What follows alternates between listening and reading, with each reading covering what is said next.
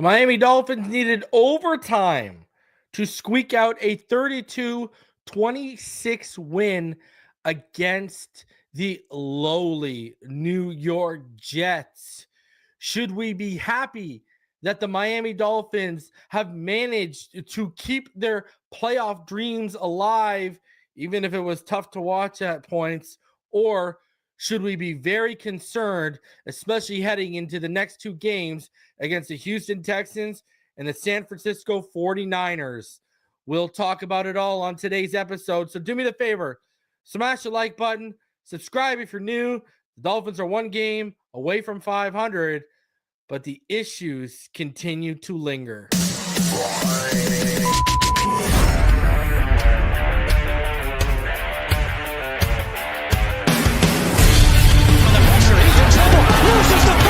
Touchdown! You have got to be kidding me. Jalen Waddle has a Dolphin touchdown. And he will score! Field down the near side, that open. Touchdown!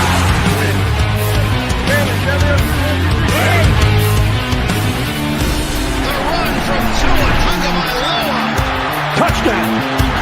He's going deep. He's got it for a touchdown. He's in.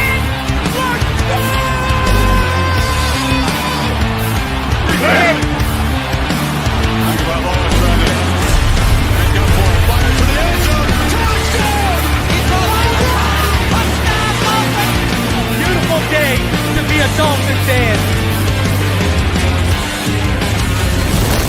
Let's go!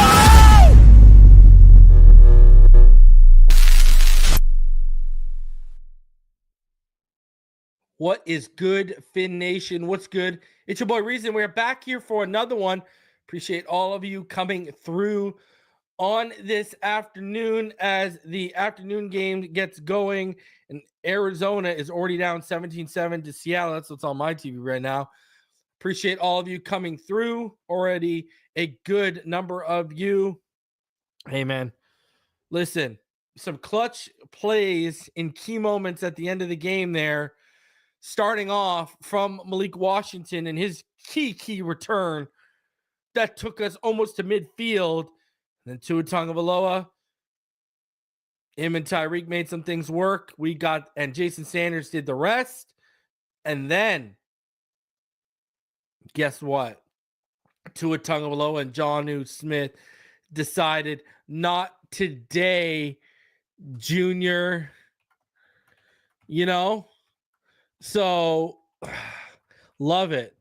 Love it in the end, but I don't love how they got there. I don't love how they got there at all. There are issues, and all that happened today is a win that took much more effort than it should have in overtime against a bad team.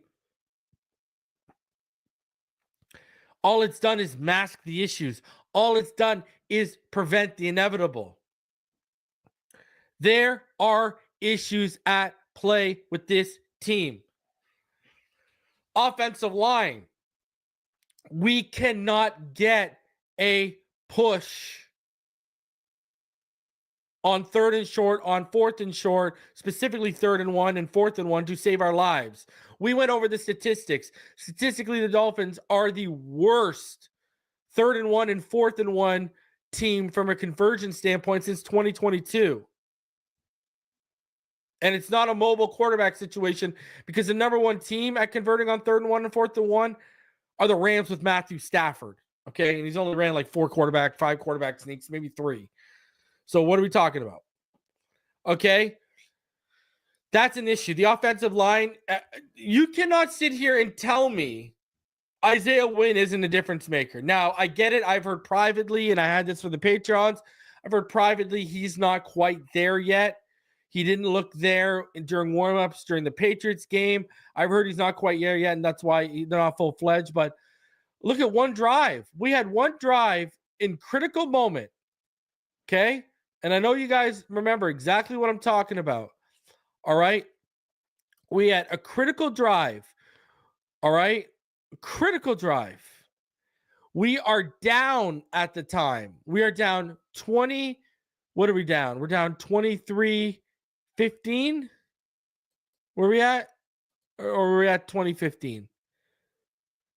We were down though. I know that. It was in the second half.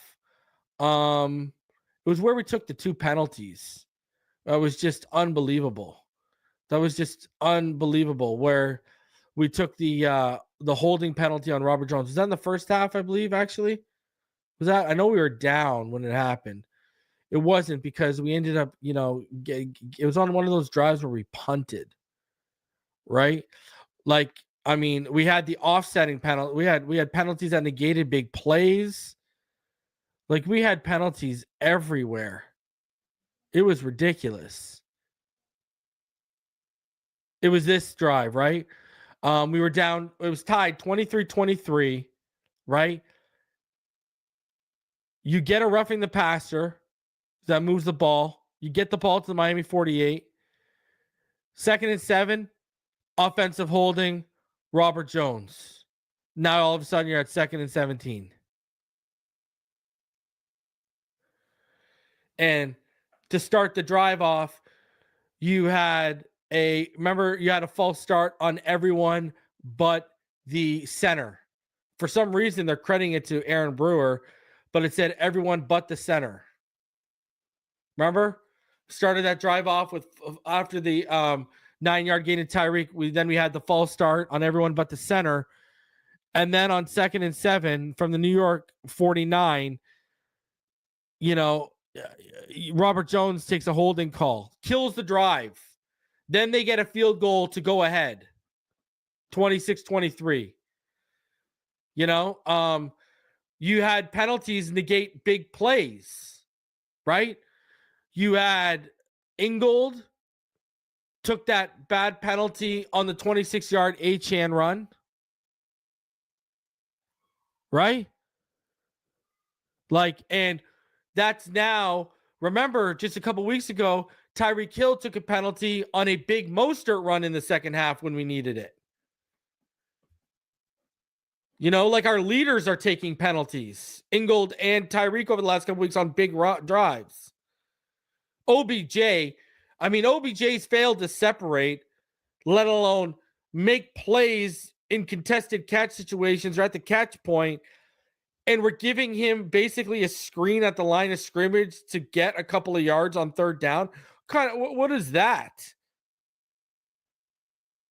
You're gonna have people come out here and this is what they're gonna try and pin on the offense of why it was so hard about the offense. First of all, let's do some real life math here, okay? If you look at what the defense did, all right, the defense. Sorry, they're going to try and pin on the offense. But if you look at what the defense did compared to the offense, you see a tale of 2 tapes. The offense, they scored on every drive in the first half. The defense allowed the Jets to score on every drive until they got the ball in the 3rd with about 34 seconds left. They had a field goal, a touchdown, and a field goal in the first half, and then they got the ball with 2 seconds left, so that doesn't really count. Then they got a touchdown to start the second half, then they got a field goal. So, you technically allowed them to score on their first 5 real drives. And again, the Jets' offense was ranked 31st in the NFL coming into this game. 31st.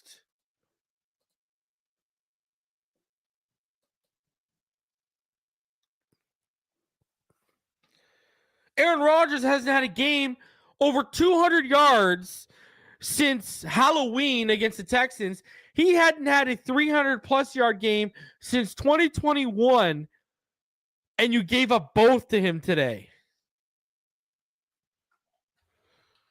Jalen Ramsey trailing in coverage. Garrett Wilson was a nightmare for Jalen Ramsey at times. A lot of these coverage calls are way too soft, giving up the middle of the field, dropping too much depth to our linebackers. So they continuously got stuff leaking out underneath. Rodgers is hitting it, and then on top of that, we're missing tackles on some plays again. And again, this is why I'm worried. The Miami Dolphins won today, but certainly in that first half, especially in that first half, it looked like certain players on defense were in business for themselves.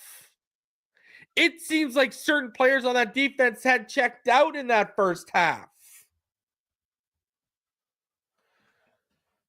And this is what's worrying me. What, when the going gets tough, we're just going to get we're going to get the attitude that these guys are going to check out. Oh, it's over anyways. 20 missed tackles last week is a good sign of guys starting to check out. And what's not encouraging about that is this team was one win away from getting back to 500 and being the thick of the playoff race. Where if they would have won today, they'd be 7-6. They'd be one game back. And they couldn't get up for that. Today they get down. That defense looks like certain guys. Jevon Holland on that one touchdown. Which touchdown was it? It was it the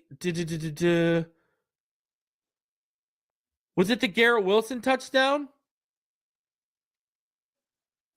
Oh no, the Davis touchdown. It was a Davis touchdown, right? That Davis I want to say it was a Davis touchdown. You guys will remind me in the chat. You guys know what time. I'm pretty sure it was the Davis touchdown with 11:56 left in the second. Oh, the safeties looked like they were making business decisions. Everyone just parted the Red Seas. Yeah, no one wanted to make the play. No one wanted to make the tackle. No one.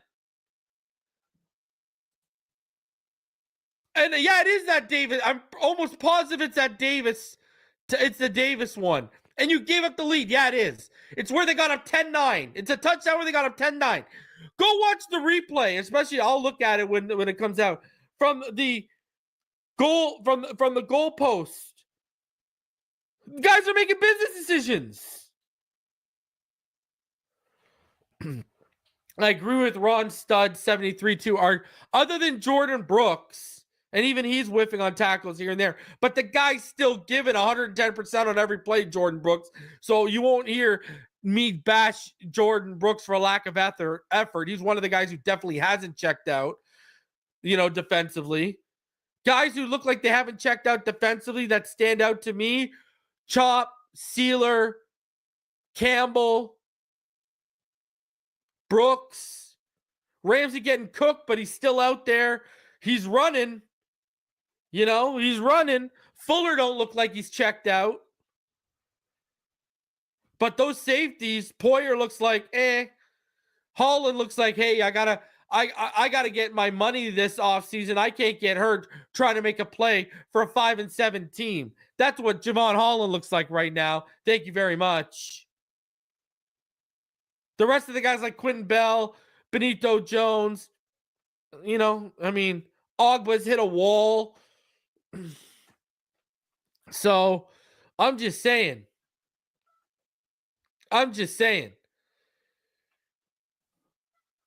Looks like certain guys were going in business for themselves in that first half. And really, notice our drives. Unless Chop, Sealer, or Campbell are making or Brooks or Ramsey make a play for us, we're pretty much giving stuff up all day.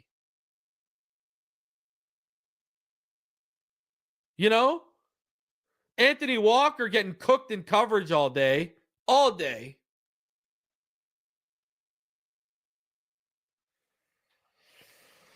That defense is just, man. And shout out to Malik Washington, huh? Did Malik Washington make up for that muff punt, or did Malik Washington make up for that muff punt with that return? Love it. You want to do another thing, and I hate to hang this guy out because he came through in clutch moments when we needed to him in the second half with a 58-yarder and then a game tying 50+ yarder. Man, if Jason Sanders kicks that extra point, we win on that final field goal, huh? We don't even go to overtime. Now we win by 1, so it doesn't look as pretty from a score sheet point perspective, but we get it finished in the first 60 minutes. And speaking of 60 minutes, that's what I go back to with this defense, ladies and gentlemen. We still have not got a full 60 minutes from this defense. I have got a full 60 minutes from against good teams from Tua. Go look at the Buffalo game.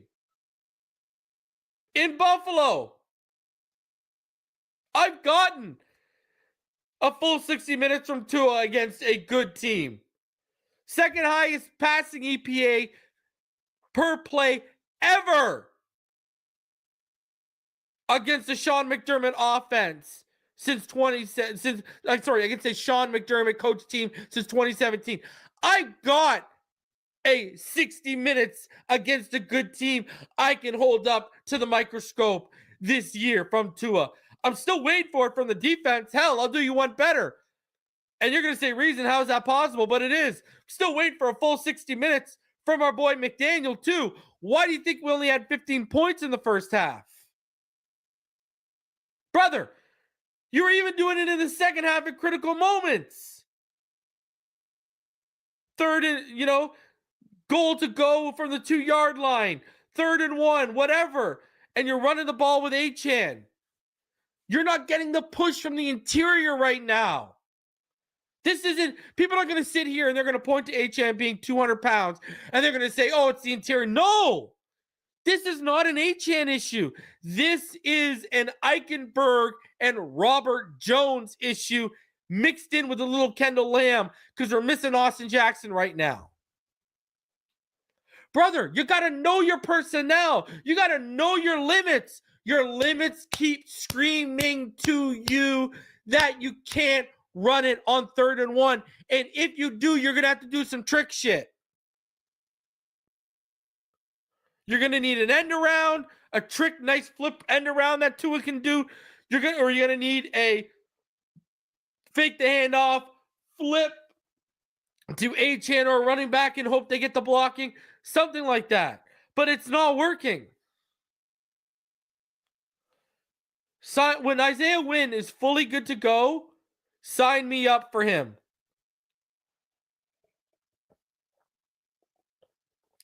And if you love Robert Jones that much, and I've said this before, take Eichenberg out, move Robert Jones to right tackle, because at least he has some power and could drive block a little bit for you, and put Isaiah Wynn at left guard.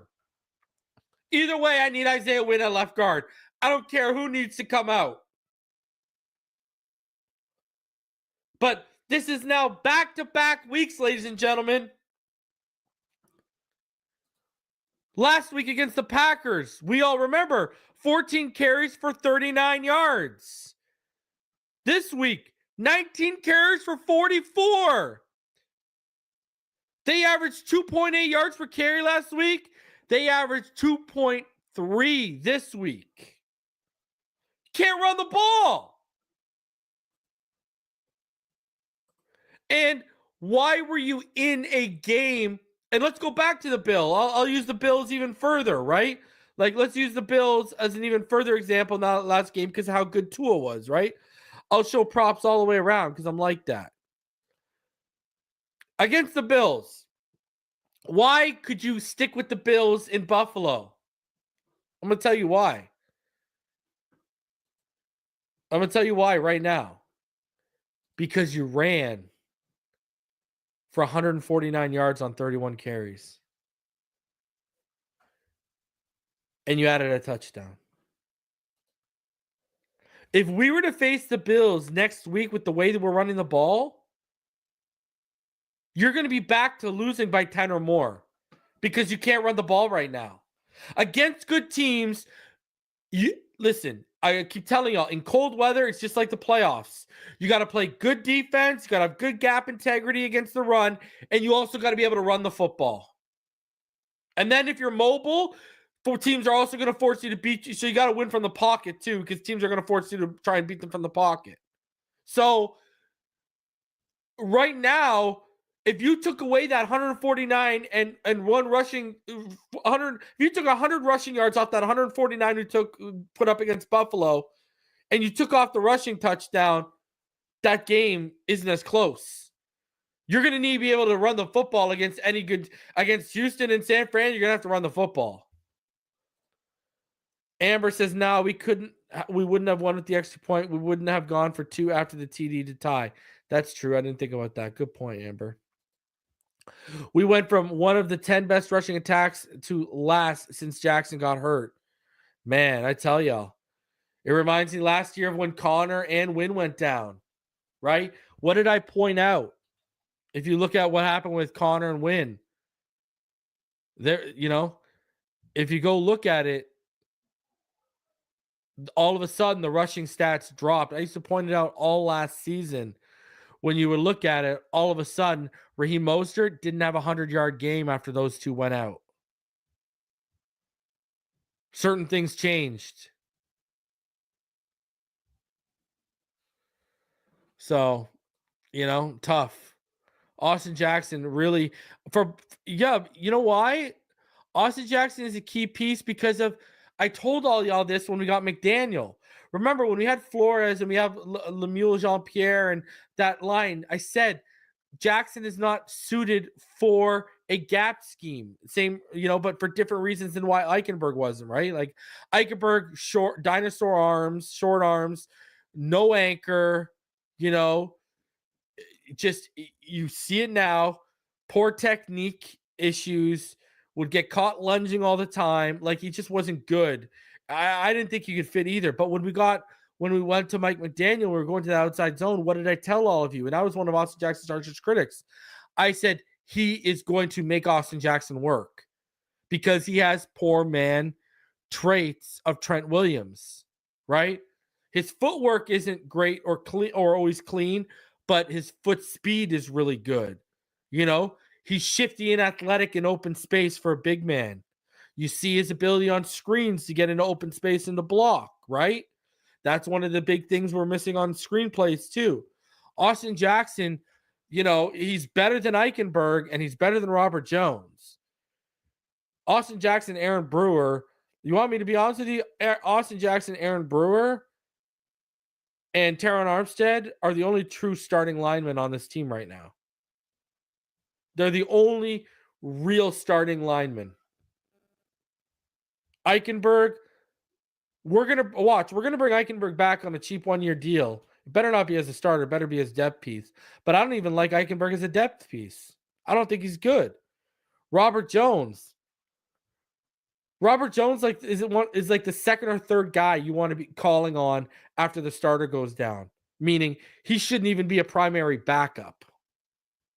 And I've been talking about this. Now, he's gotten a little better over the last couple of weeks. But if you look at since preseason, he was a disaster. Right? Like, you need guys with good, quick foot speed, hopefully clean footwork, but they can clean it up.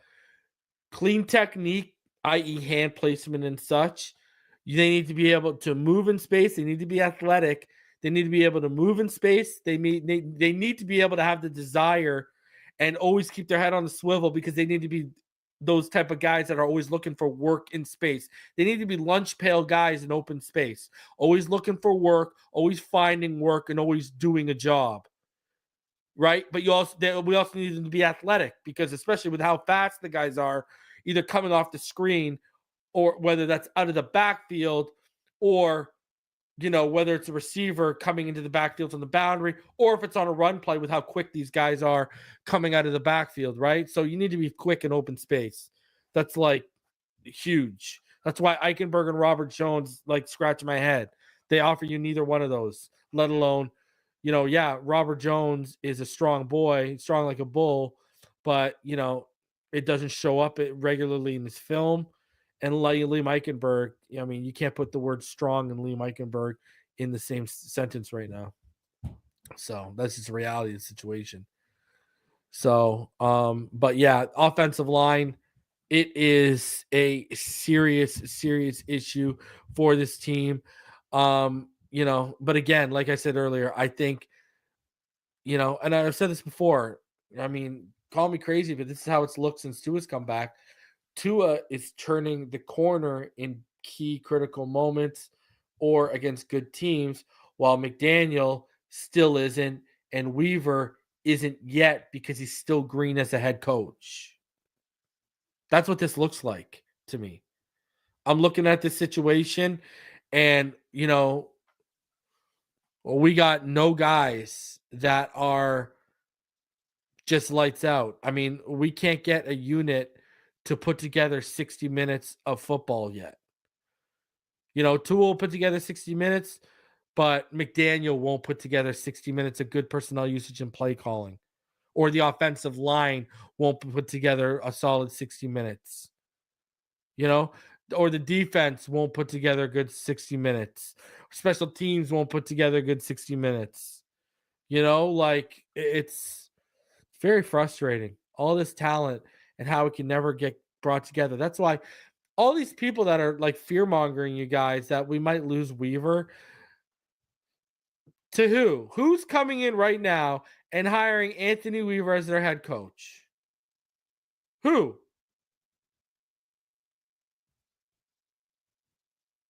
Tell me.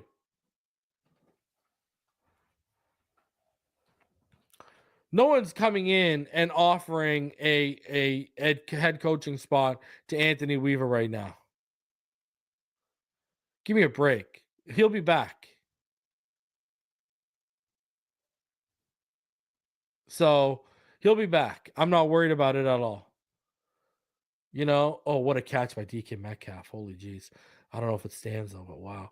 But he'll be back. I mean, what are we talking about? Who's coming in and saying, Anthony? It's the same reason. I'll tell you right now. Check this out. Want to check this out?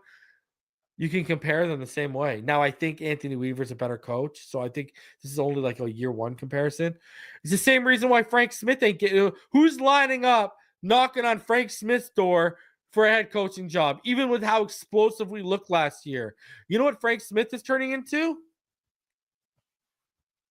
Now, I'm just talking about perception. I'm not talking about I'm not comparing them as coaches. I'm just talking about perception. He's turning into Eric Bieniemy.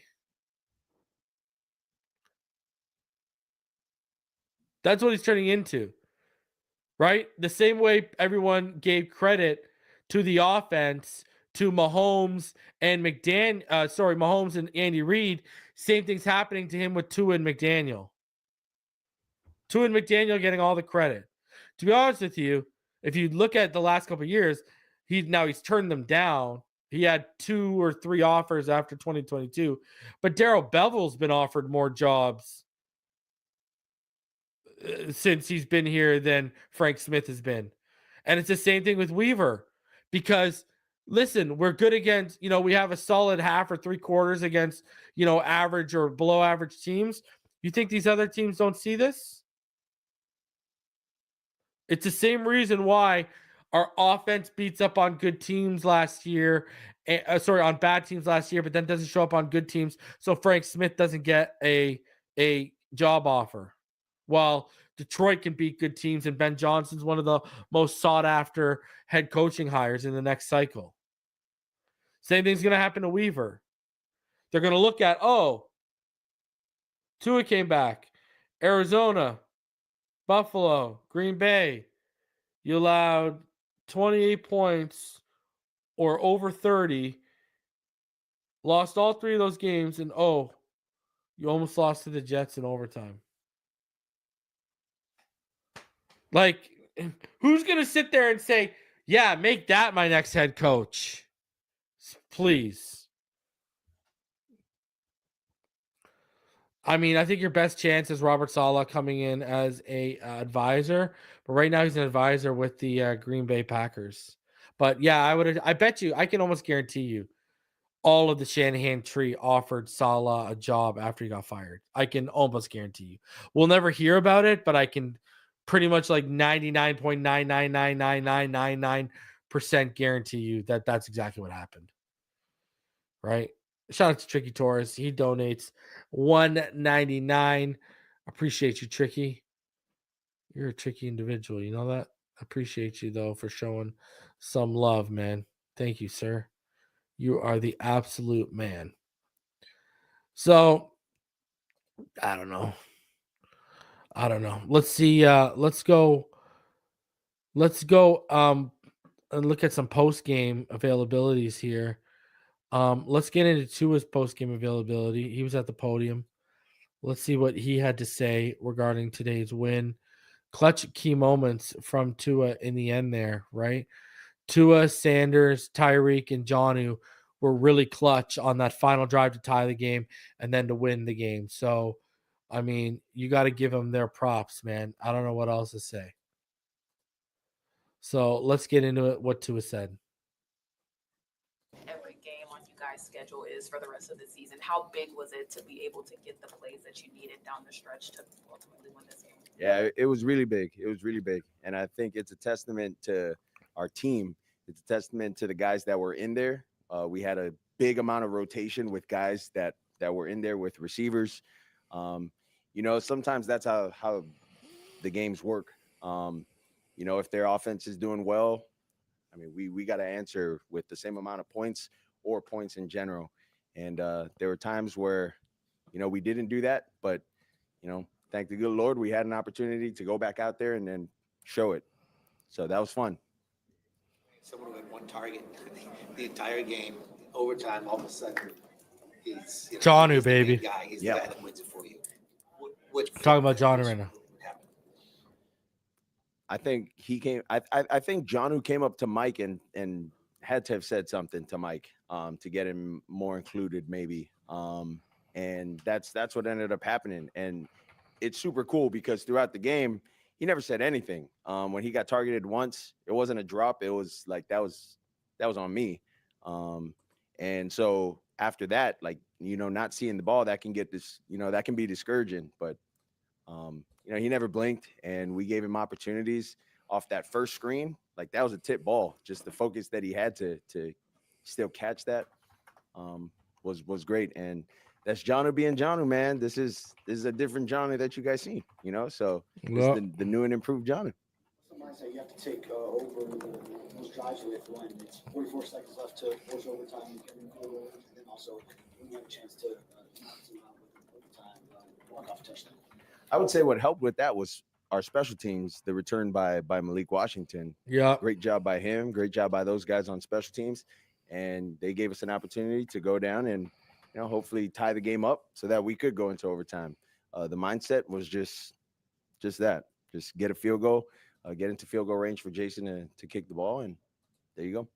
See, these websites have like win probability. When they had the ball first and 10 to 27, like a minute left, it wasn't very high for you guys, I would imagine. What was it? I think it was over 80%. Yeah. Oh, it was over 80%? Yeah. So just you're surprised that they let you back in the game the way you did, and you guys taking advantage of it. What did it take to do that? Well, I would say it's a testament to our team, right? They kick the field goal. Maybe on their sideline, they're thinking, they probably given up already. It's 50-something seconds or 40-something seconds after Malik returns it. Like, I don't think they're going to be into it, given previous times that we had opportunities to do that, right? To go win the game or tie the game. And, you've seen what we were able to do and just the mindset of the guys. Like Tyreek had a lot to say in the huddle, about us, finding a way to go down, drive the ball and get points so that we can go into overtime. And, Waddle, the same thing, just getting our guys going. Like, this isn't the same Dolphins. Like, that's sort of the mindset. Like, come on, like, like a prove it mentality always. So what does this win mean for the team? I don't have to tell you what a loss would have meant. So what does a win mean? A win means a lot. It means a lot because we have no room for error to lose another game. And so we control our own destiny by You still need help in front next of you. opponent, and we got to find ways to win all of our games down here in the back end of this stretch. 2 games out of the playoff spot with 4 weeks remaining. What do you think of the team's playoff hopes right now? I think right now we're just focused on this victory. We're going to enjoy it. We're going to move on to our next opponent, and we'll go from there. So you touched on it, and Tyree spoke on it a little bit earlier. When you take the field down 23-15, what was that mood in the huddle? What were you guys saying right before stepping on the field, knowing that you don't get points here, like we said, the season's probably over? Yeah, I probably wouldn't want to share some of the things we were saying, just to get everybody going. But just know we were getting after everyone inside the huddle. to make sure that you're blocking the way you need to block. Tua you're running the 6-0 routes where you versus need the to be. You Jets. need to be in the right spots. Just all of that. And I thought it was super cool that on the 4th down, you got to find your best player, give it to your best player. And that's what happened. Then we came back to our next best player on a 2-point drive. So that's what happened. Just to follow up on that, because Tyreek said he ran a wrong route at some point and you got after him about it. Was it you leading the charge there going into that game time drive? I'm not going to say, I'm not a big hoorah, like I got on this guy, I got on that guy. Nah, this is football. Like we're all grown men. Like if I tell you just need to be there. If he tells me like I need to throw it somewhere, like he got the respect from me, I got the respect from him. Like that's how the communication I think works and how it should work. In a professional level, in a professional setting, and especially when the game's on the line. Like you got to be where you need to be, and we got to go do it. That's it. So Tyreek ran so Tua Tagovailoa confirms what we thought during the live stream. Tyreek Hill on that incompletion where everyone thought with like 11 seconds left, Tyreek would have had a chance to take that in for a touchdown. I guess he's saying Tyreek ran the wrong route. That's what he's basically that's what he's implying. A little bit of an answer because I know people wanted to know what happened there on that route. And for people who don't know exactly what I'm talking about or whatever, it's the drive where we tied it with the field goal. The throw before we tied it with the field goal on 3rd and 4, he had remember Tua Tongue. If you watch the play, Tua couldn't throw it inside more towards the numbers because there's an underhanging defender. So Tua had to throw it a little bit more outside the numbers. He was expecting basically Tyreek off his break, understanding the coverage, to break harder inside and be at that spot, and he wasn't. And that's basically what they're talking about. Ben Pierce says, "What's going on with Holland, man? Not worth the money."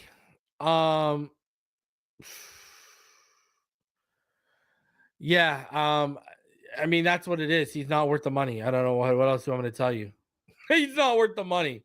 Like this guy wants 18 to 20 million. That's what I've heard since the offseason.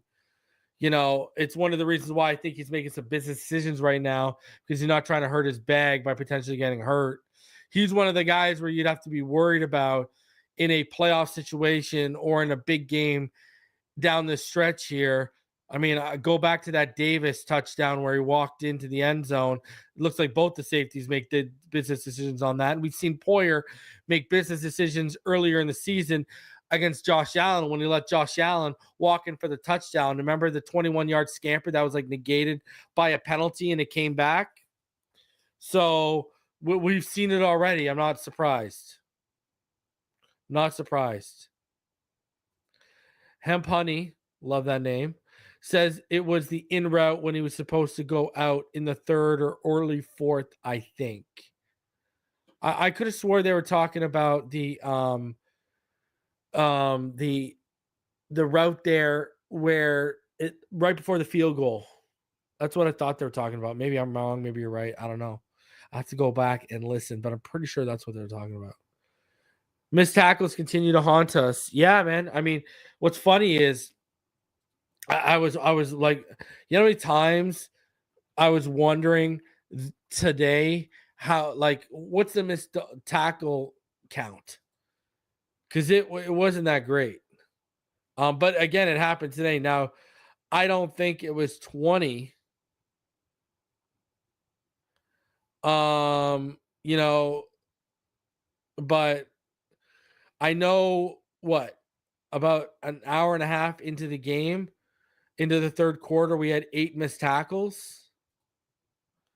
So I'd have to go check the stats after right now. PFF might have live missed tackles tracking.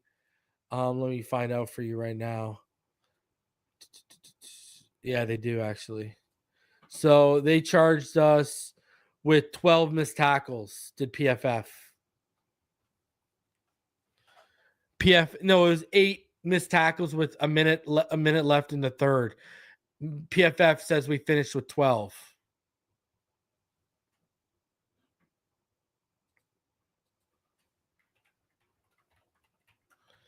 So, I mean, they charted us with 23 last week too.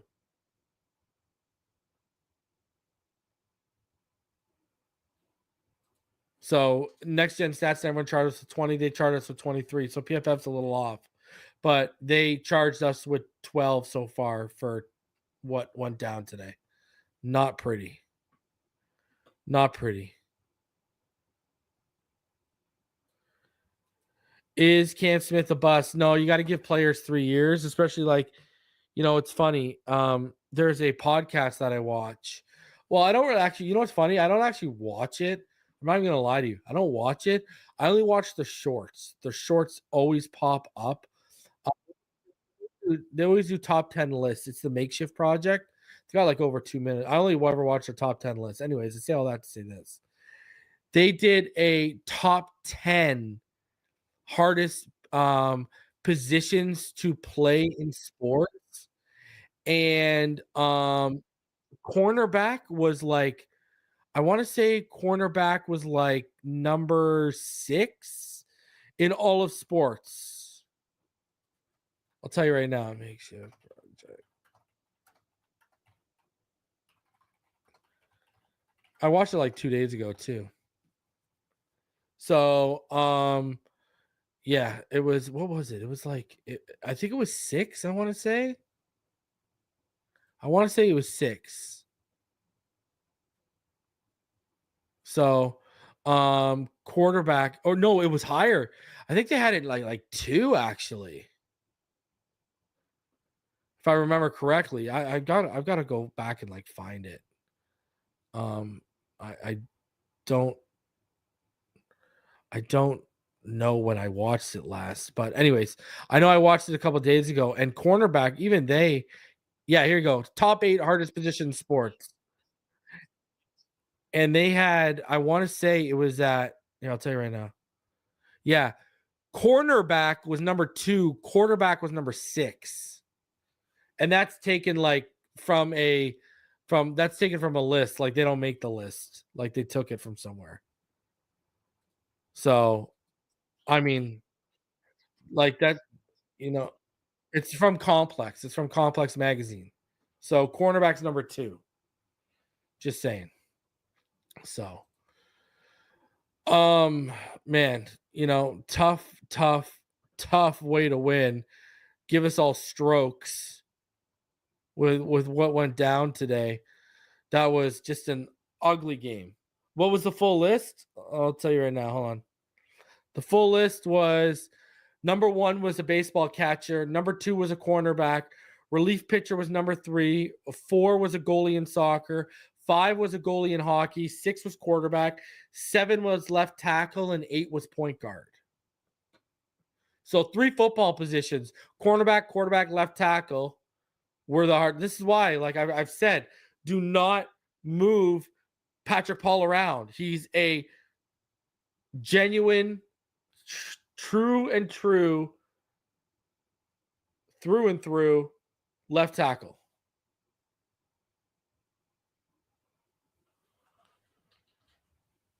You know what? I know it's not a position, and I get quarterback. I thought like hitting a baseball, Sports Science did a video on it a couple years ago. Hitting a baseball is technically the hardest thing to do in sports.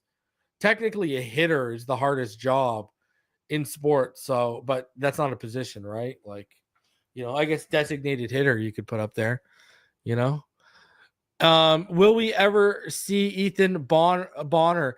It just doesn't seem like Fangio's as big of a fan of him as Fangio was. Yeah, Weaver's not as big of a fan of him as Fangio was. And it goes back to like when I talked about the AVG stuff. Don't think the AVG thing was just Chris Greer. Weaver wanted Shaq Barrett when Shaq Barrett became available. Weaver had a say in AVG walking. and you add in AVG and Ethan Bonner, that's two guys Fangio is very high on that Anthony Weaver has shown to us he's very low on.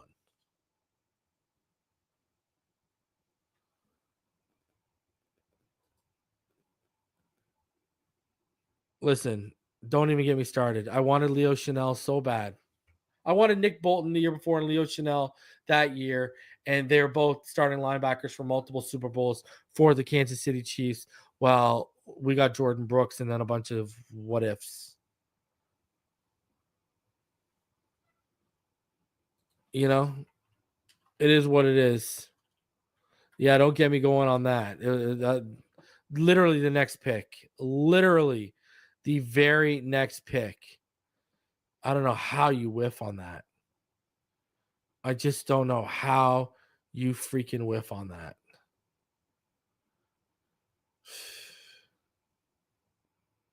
Unbelievable. Good player too, man. Real good player. Just solid. He's just a solid player. So.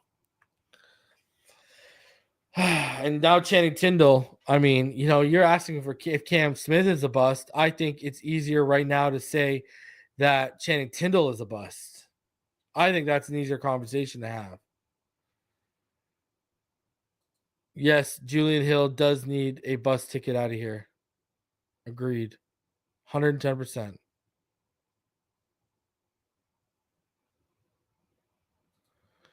I mean, I'd take Dre Greenlaw all day. He's still young, too. He's not even 30. He's like 27.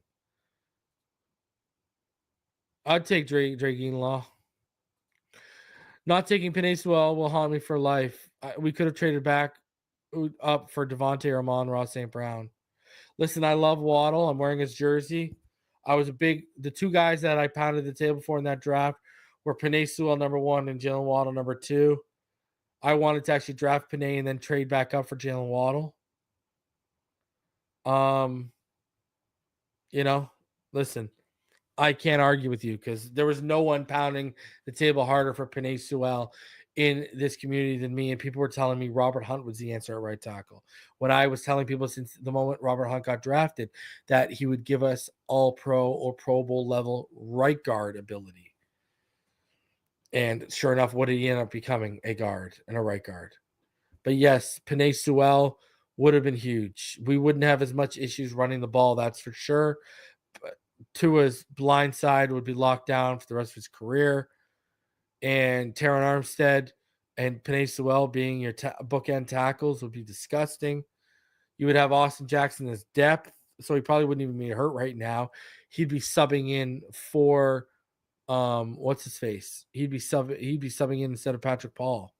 You wouldn't have needed to make the Patrick Paul pick. But Waddle has been a huge part of this offense the last few years. He's been big for us this year.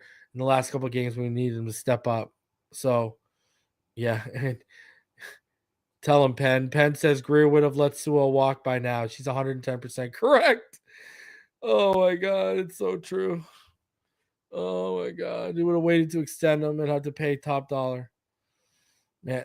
Bro, Topher, there's pictures of Penei and Tua that I had my screen when back in StreamYard because we wouldn't go on screen as much. My avatar was Penei and Tua. You know, like that's who I wanted, man. There's a lot of guys they wanted. Remember how high I was on Sam Laporta? Who did they draft? Sam Laporta. I'm high on Luke Lachey this year for going tight end. My boy's finally coming out. But, you know, Jack Campbell I was high on, they drafted. You know, like there's been so many guys I've been high on that they've drafted. It kills me. Breezen, what did you make about Saban's comments on us? Donates $1.99. And what he's talking about is what Saban said a couple days ago, where Saban said he had a case of the dumbass, where he didn't look into how over the cap we were, how the roster was constructed, and basically how flawed of an organization and the roster was when he showed up. And then they whiffed on the quarterback situation. But bro, y'all chose Culpepper over Drew Brees, and then y'all passed on Aaron Rodgers. So Saban, you could have got the quarterback right, even if you went with Dante over Drew Brees. you had a chance to draft Aaron Rodgers and you passed. Don't know what to tell you. You know? That's what I feel. Guys, smash that like button, subscribe if you're new. I'm going to be back tomorrow, and we'll talk about everything as we recap this game further, and we start looking forward towards the Texans and the Dolphins march back towards 500. Smash that like button, subscribe if you're new. Appreciate each and every one of you coming through. The Dolphins, it was ugly. They needed OT to beat a struggling New York Jets 32-26, and we should still be a little bit concerned because a lot of the issues that have plagued us all season continue to rear their ugly head today against one of the worst teams in football, which made it hard for us to come away at home with a W in a must-win situation. Smash that like button, fins up, and I will see each and every one of y'all in the next one.